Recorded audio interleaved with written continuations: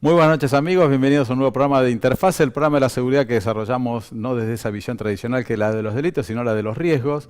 De alguna manera siempre teniendo en cuenta, digamos, la interdisciplinariedad, ¿no? De hecho, han estado muchos invitados de distintas disciplinas, de distinta formación.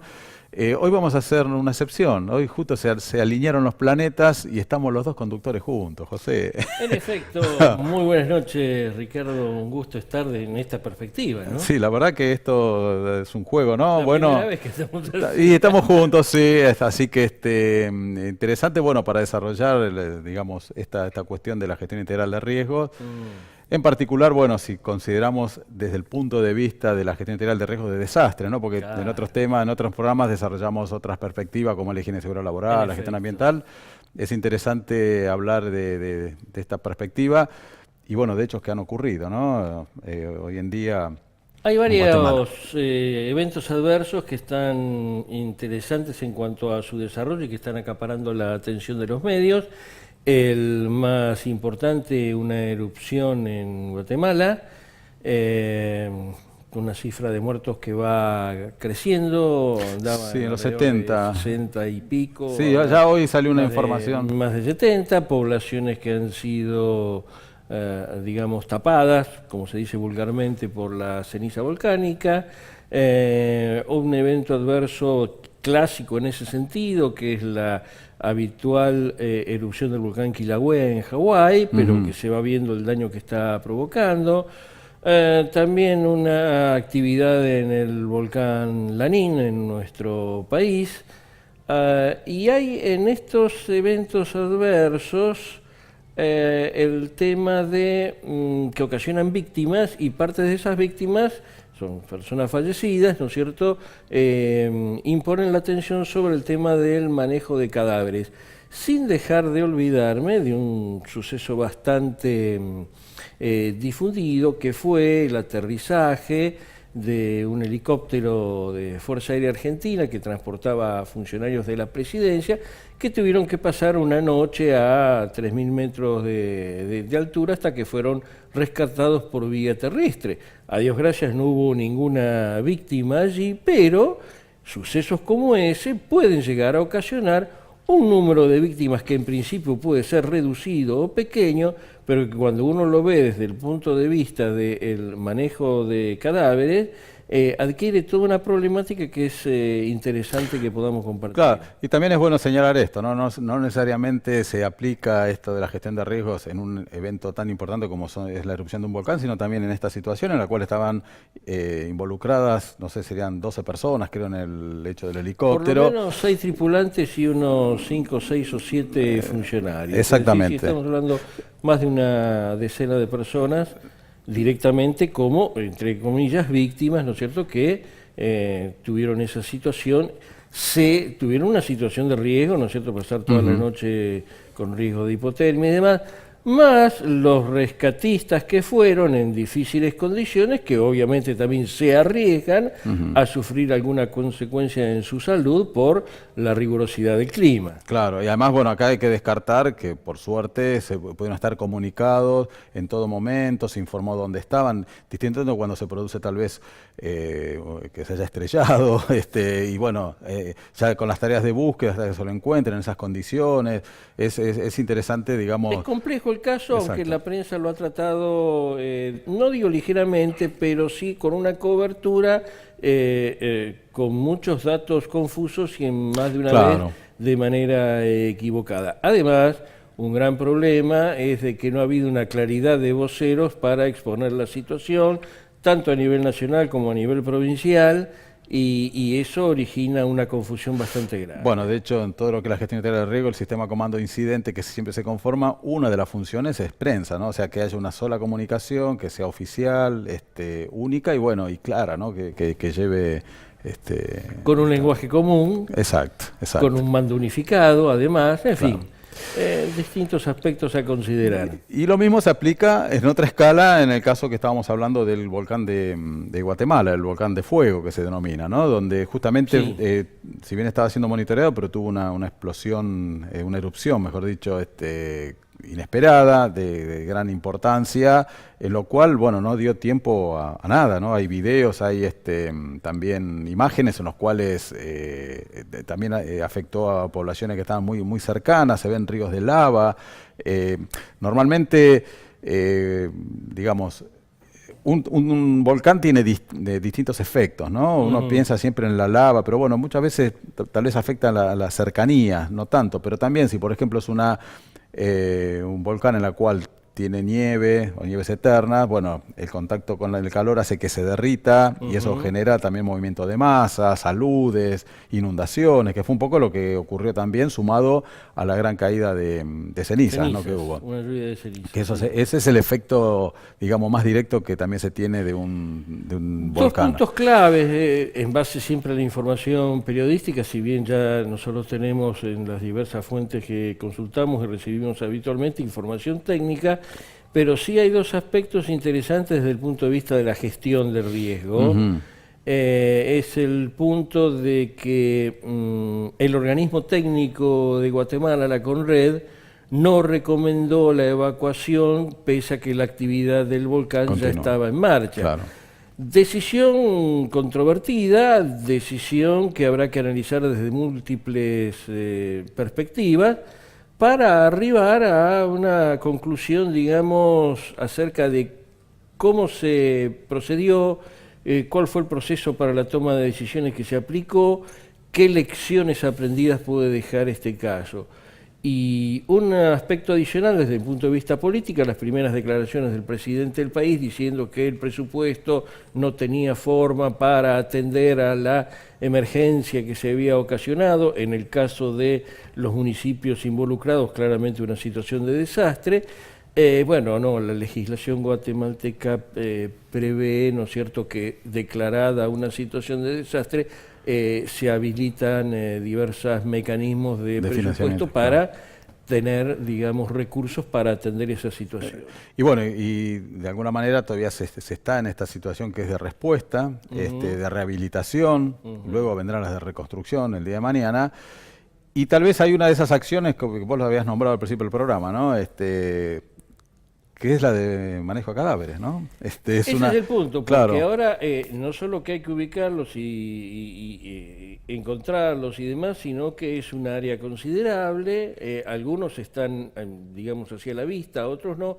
Entonces ahí hay una demanda específica de un aspecto puntual operativo de la respuesta que tiene una serie de consecuencias que, bueno, es interesante, Ricardo, claro, en base a tu profundización que has hecho sobre el tema, ¿qué nos puedes decir? Claro, o sea, normalmente se considera que el manejo de cadáveres consiste solamente, lo podemos reducir así, en encontrar el cuerpo, introducirlo en una bolsa de óbito y colocar una tarjeta identificatoria. Bueno, es mucho más complejo.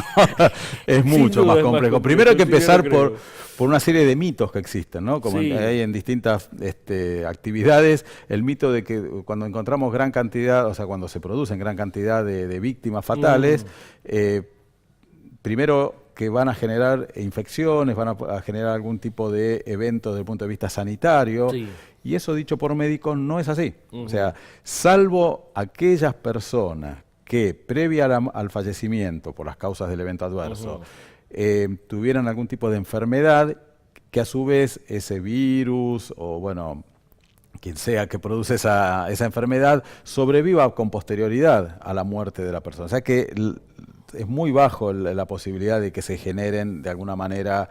Entonces, a partir de ello, otro de los mitos que se dice es que hay que hacer fosas comunes, enterrarlos, o también la de cremar a las víctimas. Y que también no es necesario la identificación de las mismas, ¿sí? Bueno, son todos mitos. Punto que fue agudo en el terremoto de Haití ya hace más de una década.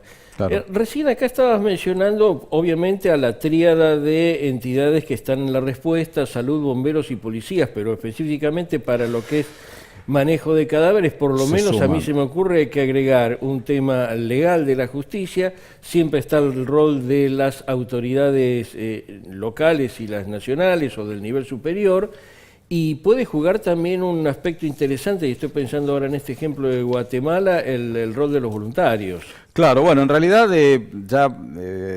hay que establecer una serie de etapas dentro de este proceso, se puede denominar, del manejo de cadáveres, ¿no?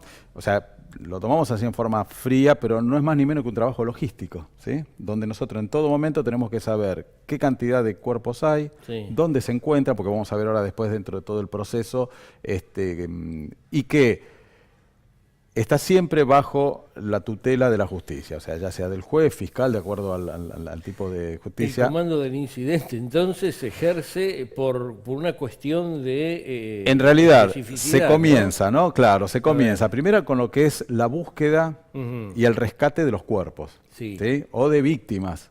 Acá la primera llave que abre, de alguna manera, digamos, el llevar a cabo este proceso no es bomberos que lo capta, sino que es el ámbito de salud. O sea, es el médico aquel que va a certificar la muerte de una persona. Ajá. Hasta ese momento, o sea, siempre lo cuento, no sé si lo he contado, a mí me ha pasado de ir a intervenciones donde una persona se había arrojado a las vías, estaba en partes, y yo tenía que comunicar que estaba aparentemente sin vida porque yo no puedo certificar la muerte, salvo bueno, una vez que el médico certifica la muerte,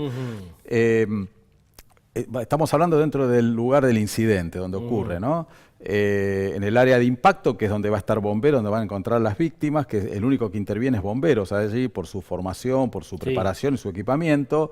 Una vez que los cuerpos son extraídos, vivos, muertos, o sea, una vez que determina la muerte del médico, se lo lleva a lo que se denomina también triage de muertos. Triage es o sea, el triage es cuando la capacidad digamos, de respuesta desde el punto de vista médico es superada por la cantidad, se prioriza a las víctimas, ¿no? Se prioriza a aquellos, entonces, aquellos que tienen prioridad de ser atendidas, bueno, justamente se los atiende.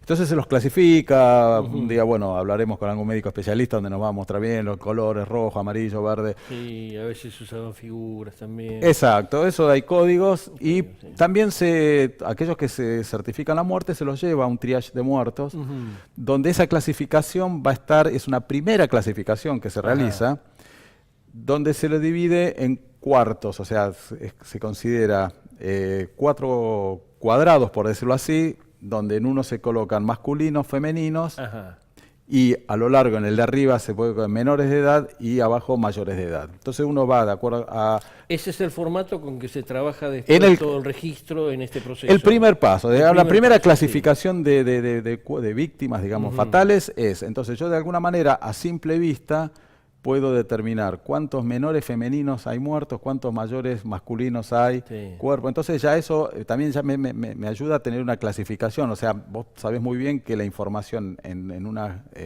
emergencia es fundamental, ¿no? En las primeras 8 horas, por lo menos, la información preliminar. Exacto. Y la inicial en las primeras 72 horas. Y es allí donde también se hace a la vez la segunda etapa de este proceso, que es la identificación. O sea, las primeras, el reconocimiento, podemos decir. O sea, también se va de lo general a lo particular. Es allí donde, por eso interviene ya también no solamente, fíjate que ya intervinieron bomberos. Intervino la parte de salud. Puede haber voluntarios o alguien que son los que trasladan los cuerpos y los clasifican en ese triage de muertos. Y también puede hacerse presente personal policial de lo que es criminalística, o bueno, digamos que sirva para la identificación, ¿no? Se los va a identificar por ropa, bueno, hoy en día algo que ayuda mucho a la identificación primaria es los tatuajes, piercing, o sea, son señas particulares que tiene una determinada persona que ya se los va registrando ahí, ¿sí? Una vez que se los registra, siempre lo que se aconseja es que los cuerpos, una vez que fueron clasificados, se los trasladen lo antes posible a otro lugar totalmente ajeno al lugar del incidente, ¿sí? Entonces, un centro coordinador puede considerarse, ¿no? Donde allí sí ya se desplazan el personal de medicina legal. Claro, y se le hace completar todos esos trámites legales. Sí, o policial, fundamentalmente, policía científica, donde se va a tomar muestras a partir del sistema, bueno, como es el que está de AFIS, que es justamente que reconoce y puede ya identificar. A ver, no siempre en todos los eventos, lamentablemente, los cuerpos están enteros, por ahí podemos llegar a encontrar muchas restos, veces ¿no? hay Hay partes. Y bueno, a partir de que se declaró la muerte, de alguna manera, ya se le da al juez o al fiscal digamos, conocimiento y va a determinar, o sea, la otra etapa, la cuarta, sería, Ajá. si es que lo determina el juez, que se realice la autopsia del cuerpo, ¿sí? Ajá. Puede ser que lo considere, puede ser que no, de acuerdo siempre esto a la característica del evento donde ocurrió. Todos estos pasos y estas decisiones, yo ya estoy imaginándome el cúmulo de necesidades que originan. De coordinación Por eso, previa, sí, eso ni hablar. de conocimientos. Desde el vamos trabajo interdisciplinario, por supuesto, buscando tener la adecuada coordinación, eso que todo el mundo ansía, Exacto. pero que es difícil de obtener a veces, sobre todo si no se hizo todo un trabajo previo Ah. de planificación en común, de actualización de los procedimientos de cada actor y acordar los protocolos correspondientes. Exactamente. Sí. Y además uno tiene que estar durante todo ese proceso que estamos hablando ya, que tenemos que desplazar cuerpos, etcétera, etcétera. Por ahí si después determina que se haga la autopsia, se hace en la cuerpo médico forense, o que Claro. puede estar en otro lugar aparte. Yo sé por experiencias de eventos que han ocurrido acá. De hecho, bueno, me tocó desarrollar este protocolo a mí en lo que es acá Ciudad de Buenos Aires en su momento. También de ir regulando la cantidad de cuerpos que se envían, porque pasó en otros eventos que tal vez atestaban de la morgue judicial Sí, de cuerpos, y bueno, con todo lo que eso genera, ¿no? sin duda. Y después viene la última parte, que es la disposición final. Ajá. La disposición final, que la determina el juez también, cuando se hace entrega de los cuerpos a los familiares, a los allegados, para que se realice, de acuerdo al rito, a la religión, a la costumbre, esa despedida que es necesaria. Por eso de acá la importancia, desde el punto de vista psicológico, Sin duda. de las emociones, que está comprobado psicológicamente que uno tiene que hacer un duelo, tiene que hacer una despedida, aunque sea de algo que lo represente. O sea, ese acto es como para hacer, digamos, esa situación. Entonces, muchas veces puede pasar, por eso es complejo esto, ¿no?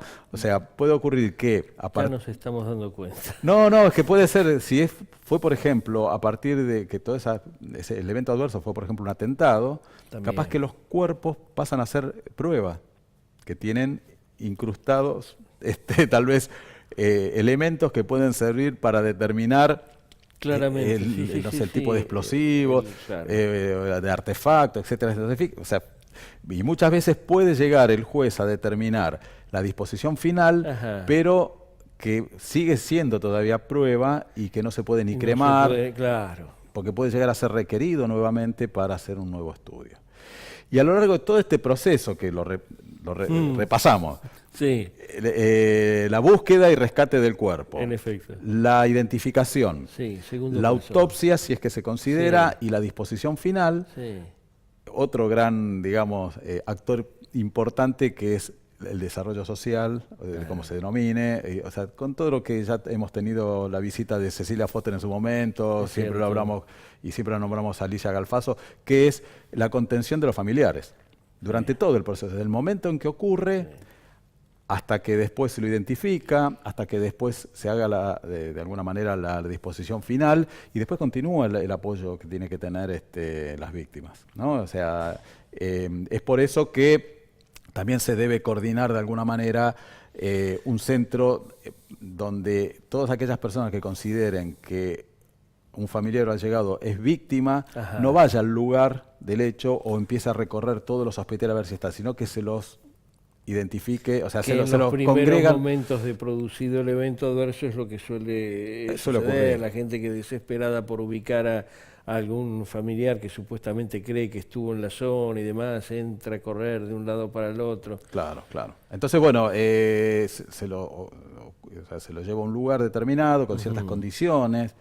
Si a partir de esas primeras clasificaciones de información que se tiene, Sí. también esto de la clasificación sirve ¿para qué? Para que no ocurra como en otros casos, que para el reconocimiento, porque de hecho también dentro del proceso judicial está el reconocimiento del cuerpo. Entonces, no es que tenemos 200 víctimas, 200 cuerpos y abrir 200 bolsas, sino que se los va clasificando diciendo, bueno, ¿a quién busca? No, busco a mi abuela, bueno, ya sabemos que es femenino, mayor de edad, entonces ya se resume o se reduce, digamos, la posibilidad. También se lo puede mostrar por fotos, en principio. Igual legalmente tiene que haber un reconocimiento, digamos, visual. Entonces, bueno, todo esto es un proceso que no podemos considerarlo... complejo, como indicaste recién, que requiere mucho trabajo previo, interdisciplinario, una base de planificación y de procedimientos estandarizados, la elaboración de los protocolos en común y la práctica y el entrenamiento para que todos los actores intervinientes institucionales, ¿no es cierto?, si llega el momento que tienen que actuar, lo hagan de la manera más rápida posible y con la menor cantidad de errores. Y teniendo en cuenta las condiciones, ¿no? Porque, por ejemplo, también las morgues judiciales tienen su capacidad, o sea, limitada. Entonces, considerar, bueno, alternativas cuando hay víctimas múltiples, de dónde llevarlas, ¿no? O sea, considerar, también se pueden realizar, como es en el caso me imagino, de Guatemala, donde no hay, o el mismo lugar fue víctima, digamos, de los efectos del volcán, que se pueden hacer también morgues de campaña, por decirlo así, ¿no? O sea, un cuerpo tiene que estar a 4 grados de temperatura para que no sufra ese proceso de descomposición. Entonces, bueno, en un cuarto con hielo seco, de distintas condiciones, se puede llegar a... Pero eso lo tenemos que prever. ¿De dónde sacamos el hielo? ¿A qué lugar lo llevamos? Y no en el momento que ocurre estar con todos los cuerpos sin saber qué hacerlo, ¿no? Así que bueno, es un proceso, como siempre, un poco más complejo que poner un cuerpo en una bolsa, cerrar y poner la tarjetita. ¿Qué es lo que habitualmente se ve o en algunas noticias o en las películas, ¿no es cierto? Bueno, el tema de la bolsa, y ahí se termina. Se resume todo, realmente ¿no? Es bastante más complejo de coordinaciones. el tema. Te parafraseo un poquito con el... A ver, pasamos el aviso parroquial. Ah, ¿sí? Bueno.